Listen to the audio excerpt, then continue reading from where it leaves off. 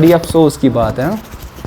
ओता वने ना तो तते क्या ना मने माइकी नेशन बदली छे क्या था हां इशन कइस पाई थे ती ओसा अत पे ओस ना ब क्रैक दिवान हाय हाय हाय वने अगर वीडियो ये तो स्टार्ट करे तत क्या दवजस ये गुंगा बह रहा है ते ये गई तिसई कथा अनिस हावी मुश गई ना तशो अनिस हम जमुश तो हज इसके पैटर्न कुछ जाए आस ना ओन कह बिचार तो जम मुश तमिस ना सवाब तो ना गोना ना। अब देखो कहाँ पहुंचे। अच्छा तो ए सेंट्रीपिटल कभी भी जीरो नहीं हो सकते क्योंकि आपके पास डायरेक्शन ऑलवेज चेंजिंग, तो हमेशा सेंट्रीपिटल एक्सेलरेशन का कुछ ना कुछ वैल्यू होगा। ठीक है। अच्छा अल्फा और ए टेंजेंशियल के दरमियान क्या रिलेशन थी? अल्फा का वैल्यू किसके बराबर था? बोलो। इन दोनों के दरमियान रिलेशन अल्फा, जिस तरह v is equal to omega r, तो ए टेंजेंशियल किसके बराबर था? अल्फा इंटू आर, इसके बराबर था। ठीक है। तो ये सारी कुछ कहानी थी हमारे पास। एक सेंट्रीपिटल एक्सेलरेशन इंपॉर्टेंट वन है इसमें। ठीक है। सारी चीजें इंपॉर्टेंट है, पहले से लेकर फिर से थोड़ा रिकैप्चुलेट करते हैं। Circular motion it is a motion in a plane, ये डिस्कस किया था हमने, और इसमें कुछ टर्मिनोलॉजी पढ़ी थी हमने यहाँ पे। Linear displacement, linear velocity, linear acceleration, फिर similarly angular displacement, angular velocity, angular acceleration. ठीक है ना। और फिर हमने बोला था जो लीनियर एक्सेलरेशन इसके कितने कंपोनेंट्स है? दो, सेंट्रीपिटल और टेंजेंट।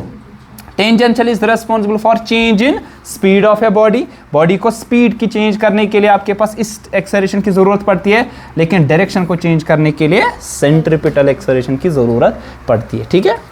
अब डायनेमिक्स का मतलब क्या होता है? जब भी हम बात करें डायनेमिक्स का मतलब क्या होता है सर? मोशन। एग्जैक्टली। डायनेमिक्स में हम पढ़ते हैं काज ऑफ मोशन, पढ़ते हैं ना sir? It is cause of motion. What is cause of motion? It is nothing but force. हमेशा काज ऑफ मोशन होता है फोर्स। कहीं पे टॉर्क देखो, कहीं पे फोर्स देखो, तो समथिंग देयर इज मूवमेंट, तो वो कहीं ना कहीं आपके पास क्या होता है? Cause of motion. अभी तक हमने पढ़ा कि डिस्प्लेसमेंट, वेलोसिटी, एक्सेलरेशन, क्या हमने पढ़ा कि ये कैसे आया? नहीं। अब ये एक्सेलरेशन ऐसे क्यों आई? ये भी नहीं पढ़ा। लेकिन काज में हम पढ़ते कि अगर आपके पास इतनी एक्सेलरेशन है, इतनी वेलोसिटी है, ये सारी चीजें कहां से आई? उसके लिए हमारे पास यहाँ पे है डायनेमिक्स। ठीक है। So which type of force will be responsible here? Sir आपके पास यहाँ पे एक बॉडी एक सर्कुलर मोशन में मान लीजिए है, और इस बॉडी का मान लीजिए कुछ मास है m, और इसकी कुछ स्पीड कितनी है सर? मान लीजिए v। ठीक है। और इस सर्कल का रेडियस कितना? मान लीजिए r है। ठीक है। अब एक बॉडी कहां की तरफ मूव करती है सर? एक बॉडी मूव करती है सर्कुलर मोशन में, एक एक्सेलरेशन की जरूरत पड़ती है। उस एक्सेलरेशन को हम क्या कहते हैं? सेंट्रीपिटल। अगर एक्सेलरेशन है तो फोर्स भी होगा ना? Such kind of force is called centripetal force. Centripetal force. So what is a centripetal force? Centripetal force, it is a force necessary for a body to move in a circle. It is a force necessary for a body to move in a circular path या इन a circle. एक circle में move करने के लिए एक body को जरूरी है आपके पास एक एक्सेलरेशन की, एक फोर्स की। Such acceleration is called centripetal acceleration. Similarly such force will be called as centripetal force, हम उसे कहते हैं। ठीक है। अच्छा, ये सेंट्रीपिटल फोर्स किसके बराबर होगा बताओ? फोर्स किसके बराबर होता है? Mass into x. तो ये आएगा मास इंटू सेंट्रीपिटल एक्सेलरेशन, है ना सर? अब मास इंटू सेंट्रीपिटल एक्सेलरेशन किसके बराबर था? v square by r. लेकिन दूसरा centripetal acceleration omega square into r के बराबर भी है ना सर? क्योंकि आपको मालूम है v is equal to omega into r. जरा बताओ v स्क्वायर बाय आर कितना आएगा? ओमेगा स्क्वायर इंटू आर, है ना? आ जाएगा ना? अगर आप देखो इसको स्क्वायरिंग करोगे, एक आर डिवाइड कर दो, आएगा v स्क्वायर बाय आर, आएगा ओमेगा स्क्वायर इंटू आर के बराबर। अच्छा, आपको ये चीज भी मालूम है ओमेगा किसके बराबर होता है? 2 pi by capital T. What is omega? Angular velocity. तो किसके बराबर है? Angular displacement by time. एक पूरा चक्कर करने में कितना एंगल ट्रैवर्स होता है? 2 पाई। 2 पाई का मतलब कितने डिग्रीज होता है? 360 डिग्रीज, है ना sir? 2 pi radian 360 degree. Total angular displacement time कितना लगेगा? टाइम पीरियड के बराबर। तो लिख सकते हैं ओमेगा के बदले 2 पाई बाई कैपिटल टी। तो m ये आएगा 2 पाई बाई कैपिटल टी, इसका स्क्वायर इंटू आर। अच्छा, आपने ये भी पढ़ा ना बचपन में, क्या सर, हमने ये पढ़ा है कि फ्रीक्वेंसी, लीनियर फ्रीक्वेंसी, ये होता है इनवर्स ऑफ टाइम पीरियड, होता है ना। तो हम लिख सकते हैं यहाँ पे m इंटू 2 पाई न्यू का स्क्वायर इंटू आर। अब न्यू क्या है यहाँ पे, लीनियर फ्रीक्वेंसी आपके पास होगी यहाँ पे, ठीक है। अच्छा, ये जो सेंट्रीपिटल एक्सेलरेशन है इसकी डायरेक्शन क्या होती है, जिस तरह सेंट्रीपिटल एक्सेलरेशन है towards the centre along the radius, इस तरह centripetal force it is directed, शाबाश, along the radius and towards the center, along the radius and towards the center। होगा ना, क्योंकि यहां से कौन सा एक्सेलरेशन, कौन सी, सेंट्रीपिटल, और यही से कौन सा फोर्स होगा, सेंट्रीपिटल फोर्स होगा, बिकॉज जहां से एक्सेलरेशन वही से क्या होगा सर, फोर्स। सेंट्रीपिटल एक्सेलरेशन इधर से, सेंट्रीपिटल फोर्स भी उधर ही से। अब डिफरेंट सिचुएशन में डिफरेंट आपके पास ये जो फोर्सेस है ना वो प्रोवाइड करते हैं सेंट्रीपिटल फोर्स को। क्या मतलब, देखिए मान लीजिए आपके पास एक स्ट्रिंग है, मैंने यहाँ पे पैग के साथ इसको जोड़ दिया, पैग का मतलब एक हुक, ठीक है ना, स्ट्रिंग को मैंने इस तरह जोड़ के रख दिया है, ये स्ट्रिंग है, और ये स्ट्रिंग आपस इस यहाँ पे पैग के साथ जोड़ के अल्टीमेटली किस पाथ में घूम रही है, मान लीजिए सर्कुलर पाथ में घूम रही। अब मान लीजिए यहाँ पे इसके एंड पे मैंने एक मेटल बॉल को जोड़ दिया है जिसका मास है मान लीजिए m, और इसकी स्पीड मान लीजिए कितनी v। सो नेसेसरी सेंट्रीपिटल फोर्स क्या होगा, नेसेसरी जो कम से कम जरूरत है इसको, सेंट्रीपिटल फोर्स किसके बराबर होता है, mv²/r। ये कौन प्रोवाइड करेगा, बता सकते हो, यहाँ इसकी तरफ कौन सा फोर्स आएगा, टेंशन। स्ट्रिंग में क्या आता है सर, आता है ना सर, स्ट्रिंग्स में टेंशन आता है, ठीक है, स्ट्रिंग्स में हमारे पास आता है सर टेंशन, ठीक। जिस तरह आपके पास मान लीजिए यहां पे जिस तरह ये आपके पास मान लीजिए बॉब जोड़ के है, ठीक है, बॉब या मेटल बॉल जो भी कोई जोड़ के है, ठीक है, ये स्ट्रिंग आपके पास है। अब मैं इसको घुमा दूंगा किस में सर, सर्कल में घुमा दूंगा, ठीक है। सर्कल में घूमने के लिए इसको कम से कम नेसेसरी सेंट्रीपिटल फोर्स चाहिए, कौन प्रोवाइड करता है यहाँ पे, अरे ये जो स्ट्रिंग है ना इसको बांध के रख देती है किस इस सर्कुलर पाथ में। अब ये स्ट्रिंग में कौन सा फोर्स आता है, दैट्स कॉल्ड टेंशन। तो यहाँ पे नेसेसरी सेंट्रीपिटल फोर्स जो प्रोवाइड कर रहा है that is provided by the tension, ठीक है ना। अब यहाँ इस स्ट्रिंग की क्या होगी सर, कुछ लेंथ, तो रेडियस और लेंथ क्या होगा उसका बराबर, तो मैं लिखूँ यहाँ पे फिर mv²/l होगा t के बराबर, ठीक। तो which provide here the necessary centripetal force, it is the tension in the string. अच्छा मुझे बता दो, आपने सुना होगा ये न्यूक्लियस है ना सर, और इसके इर्द गिर्द कौन घूमता है, सर्कुलर ऑर्बिट में इलेक्ट्रॉन्स, है ना सर, पढ़ा होगा वहाँ पे बोर्स थ्योरी।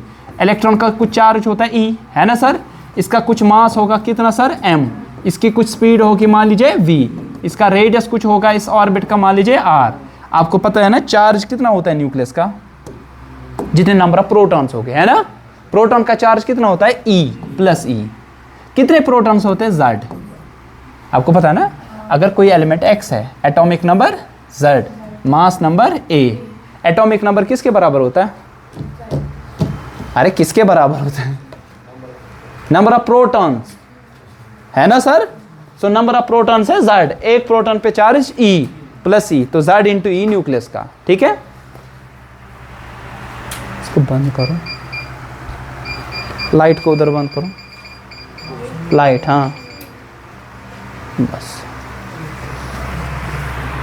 आज मस्त लाइट ही असली।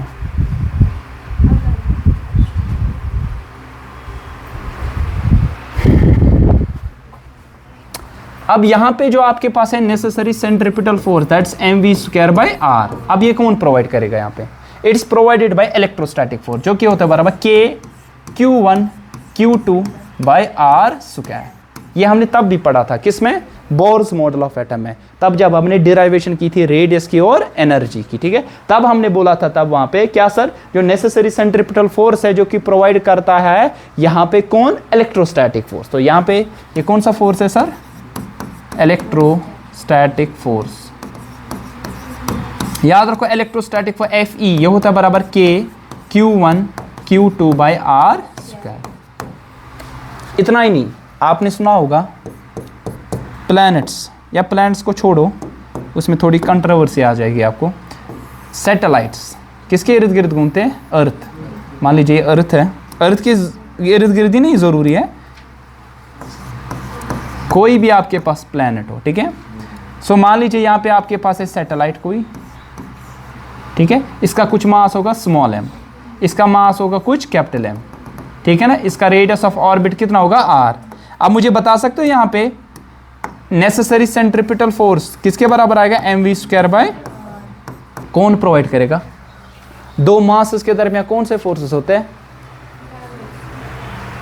शाबाश, ग्रेविटेशनल फोर्स किसके बराबर होता है? g m1 m2 by r square. So कौन प्रोवाइड करता है यहाँ necessary centripetal force? It's provided by gravitational force, gravitational force. So gravitational force provide here necessary centripetal force. ठीक है, एक कथा है समझ। आप चले होगे, गाड़ी चलाते हो ना, या साइकिल चलाया किसी ने, तो ऐसा नहीं चलो, टांग छू चलो ते टांग ते ऐसे अरे कुछ ना कुछ तो व्हीकल कोई चलाया होगा ना, चाहे बाइसिकल, बाइक चलाई होगी, ठीक है, किसी ने साइकिल, किसी ने गाड़ी चलाई होगी, ट्रक भी चलाई होगी किसी ने। हाँ क्या चलाऊंगा? टूर सा चलाऊंगा, टूर सड़क चलावा बहुत वन कह चीज पे खोदमुत टूर से पे उसको खसान। आपने देखा होगा, एक बात समझो अब यहाँ पे था सा मजाक गो वहीं, जब आपने जहाँ पे कर्व देखा होगा, आपने कर्व है इतना सही वाँचो, ठीक है, फिर आपने क्या किया होगा, जब मोड ऐसे किया होगा आपने, तो कहाँ की तरफ आप धकेल देते हो? कहाँ की तरफ? धक्का कहाँ की तरफ लगता है ना? मतलब अगर आपने लेफ्ट टर्न लिया तो कहाँ की तरफ? राइट। लेफ्ट कहाँ आएगा? अगर आपने लेफ्ट टर्न लिया तो वो तो पान गसान राइट कुन, अगर आपने राइट टर्न लिया होगा कहाँ की तरफ? लेफ्ट। मैरी गो में चढ़े हो, मैरी गो या झूल तो गोल गोल नाचान, या गोल गोल नाचान, पहलगाम खतमत खतमत। हाँ तेल अच्छा, हाँ तेल बल खोदमुत सा खोदमुत वार सुखदा ऐसा मोजगुल खेवा खेवा उसमें खोदमुत। हाँ बोलो, किसके सामने? क्यों? अच्छा विनी वन तेल जूल खोना से कहना अच्छा ये डक पार्क डक पार्क ना, डक पार्क सतनसन। अच्छा ना ब्याख तला सह कूद गो साहिल, तथ क्यों ना इको पार्क। साहिल गोनिक दो ना योर अम तुल गो सेल्फी तथ इको पार्क मज गोमुत सेल्फी तुलने, बे 5-6 दोन बिचार तूर गसान क्लास दिन दपान गर सरन दरअसल सह मे प्रजनवनी, दपान बहुत गसान दोहै तौर, मगर सरस अथ यिवान 5-6 दितम बिचार और तो दोपन नसा वन गो हासिल अत वह शिफ्ट कर योकुन पान, पत कर बिचारा परमानेंट शिफ्ट योर, पत लिख मैं जस्टिस अतुल ओन में तम कोर साइन तक तम वहाँ पे भी है ना झूला। अच्छा उसमें क्या किया होगा, जब झूला एंटी क्लॉकवाइज घूमता है तो आपको धक्का राइट की तरफ आता है, जब क्लॉकवाइज तो आपको कहाँ की तरफ आता है? लेफ्ट।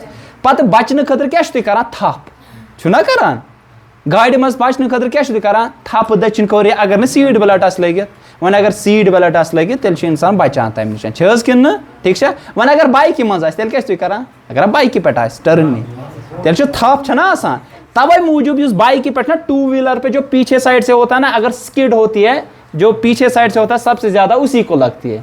क्यों? तमिस मज थप आसान, सह नचान बिचार, सह इत शू शू कह देता है।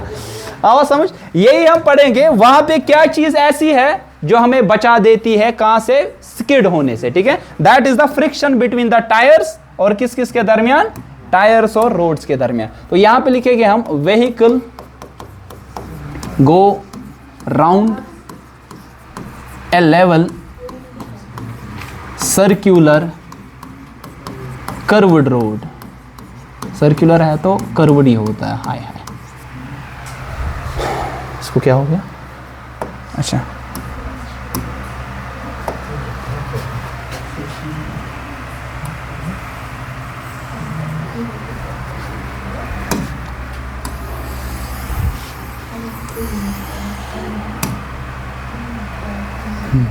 vehicle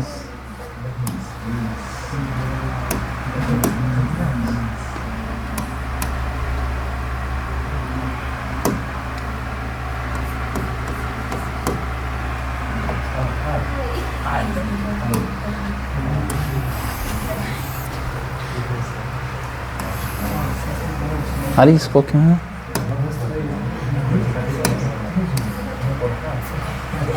डेला डेला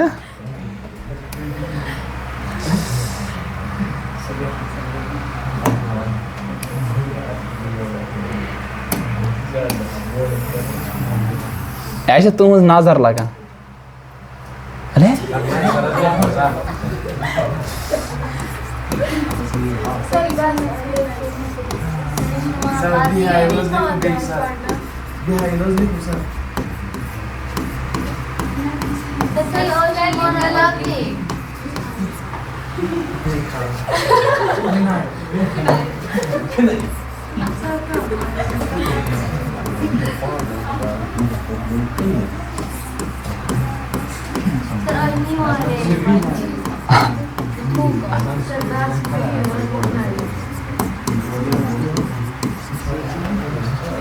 अच्छा आसान एक्स शाहस मज लेखन छना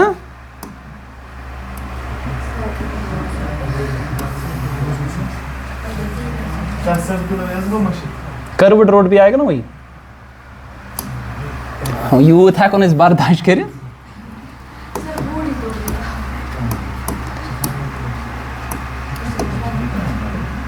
चलिए vehicle go round a level curved road circular path भी होता है कर्व्ड रोड है ना कोई भी कर्व हो सकता है पूरा कर्व या मतलब पूरा कर्व मतलब पूरा सर्कुलर भी हो सकता है या थोड़ा सा कर्व हो सकता है ठीक है मान लीजिए आपके पास यहाँ पे कर्व्ड रोड है यू आर गोइंग एक कर्व्ड रोड के अलोंग आप जा रहे हो इसका कुछ रेडियस होगा ना होगा कि नहीं मान लीजिए वो रेडियस है कितना सर आर ध्यान रखो इधर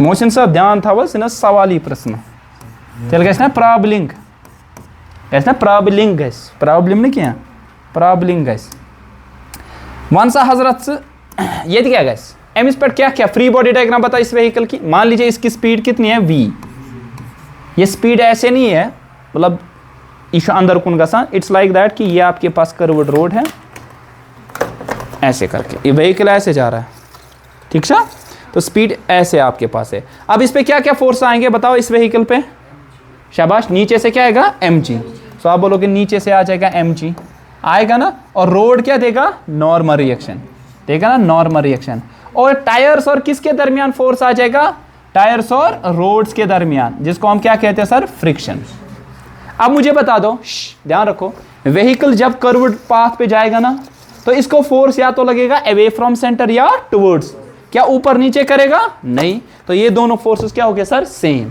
सो वी विल से दैट कि n का वैल्यू यहां किसके बराबर होगा सर mg ये वर्टिकल इक्विलिब्रियम होगा वर्टिकल इक्विलिब्रियम क्यों क्योंकि वर्टिकली व्हीकल कहीं की तरफ नहीं जाएगा ठीक है बात आई समझ अब मुझे बता दो अब यहां पे नेसेसरी सेंट्रीपिटल फोर्स कौन प्रोवाइड करता है बताओ necessary centripetal force it's provided bye is provided by कौन प्रोवाइड करता है फ्रिक्शन है ना सर फ्रिक्शन हमारे पास यहां प्रोवाइड करता है नेसेसरी सेंट्रीपिटल फोर्स किसके बराबर होगा mv square by r that will be less और इक्वल टू किसके बराबर होता है frictional force mu times normal reaction पता है ना सर फ्रिक्शनल फोर्स किसके बराबर होता है mu times norm what is mu s coefficient of static friction आपको याद होगा ठीक है अच्छा ये आएगा mv square by r less और इक्वल टू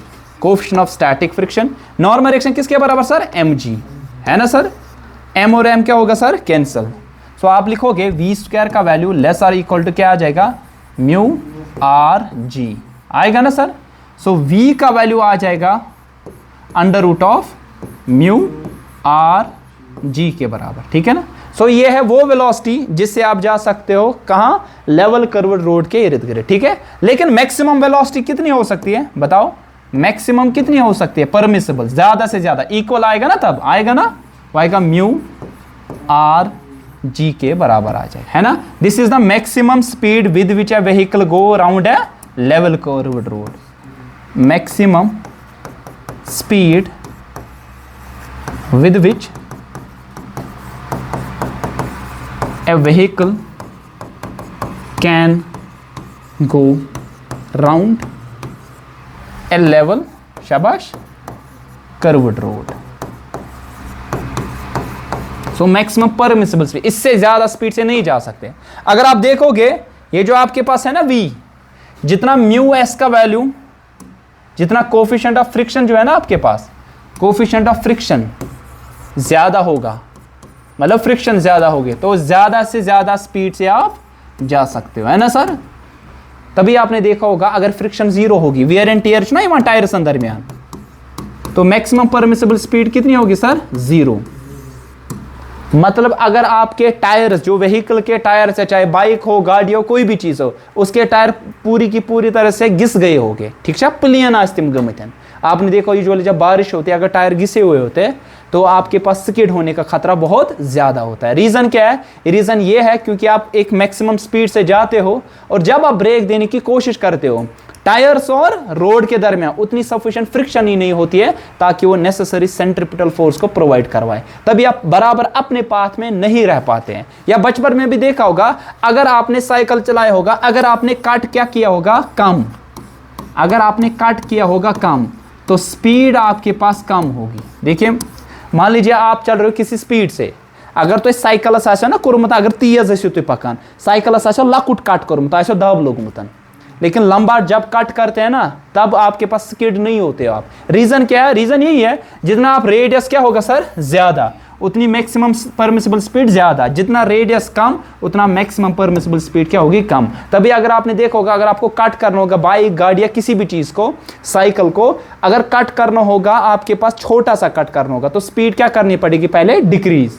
लेकिन अगर आपको ज्यादा स्पीड से कट करना है तो रेडियस भी क्या होना चाहिए, बड़ा, मतलब आपको लंबा पाथ चूज करना है. आपने देखा होगा उनको, मोटो जीपी वालों को, है ना, शायद हम रेसिंग करा, बाइक रेसर जो होते हैं, अगर आपने देखा होगा उनकी स्पीड कम होती है, तिम लगभग स्पीड अपनी कम नहीं कर रहे. लेकिन अगर आपने देखा होगा उनका जो ट्रैक्स बने होते हैं ना, उसका जो कर्वेचर होता है ना वो बड़ा होता है.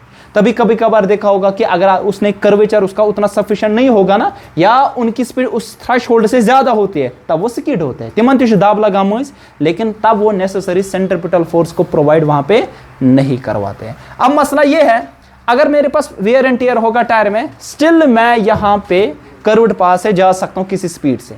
उसके लिए क्या करना पड़ेगा? उसके लिए करना पड़ेगा, उसको कहते हैं बैंकिंग. क्या कहते हैं? Banking of roads. ये हम कल पढ़ेंगे, ठीक है, banking of roads. Even though अगर आपके पास फ्रिक्शन 0 भी होगी तब भी आप बच पाओगे, ठीक है.